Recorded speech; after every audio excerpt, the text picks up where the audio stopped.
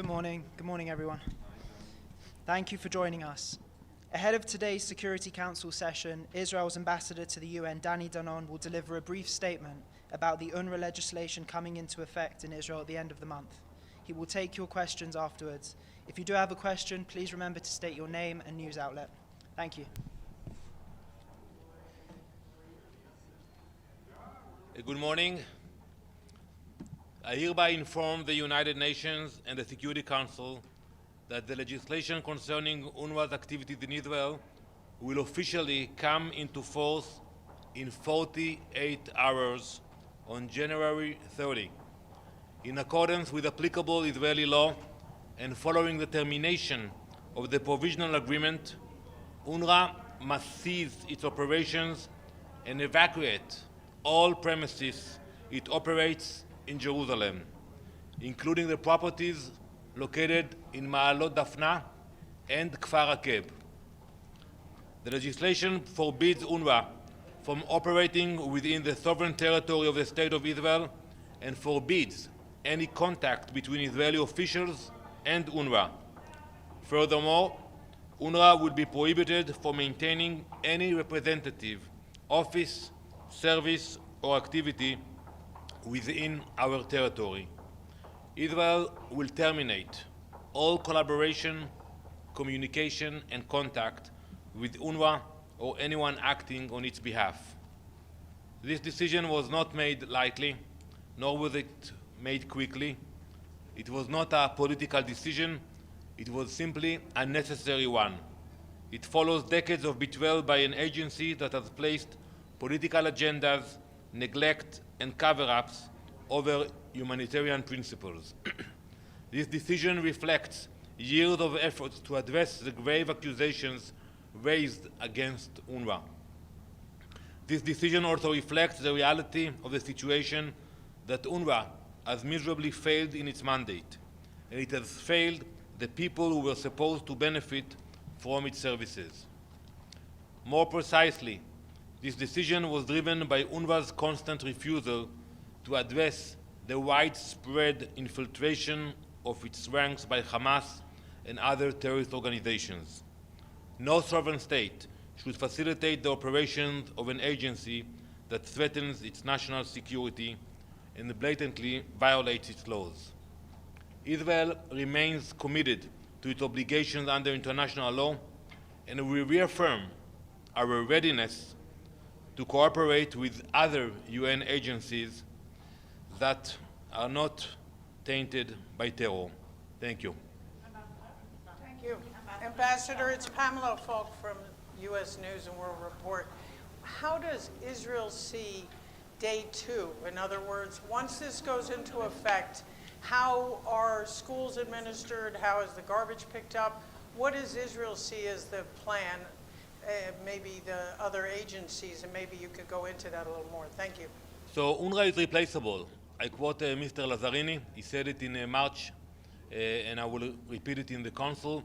And also when you look at the numbers of humanitarian aid that is being provided by UNRWA, it's not a lot. I want to stress that this legislation is about what's happening in Israel. It's not about what's happening in Gaza, in Jordan, in Lebanon, but we will not allow UNRWA to work from Israel. And I think it will be a gradual process until other agencies will step in and will take their positions in Gaza. Ambassador, the UN heavily uses UNRWA in Gaza and also in the West Bank. You just mentioned that this law prohibits Israel from having any contact with anyone who operates on UNRWA's behalf.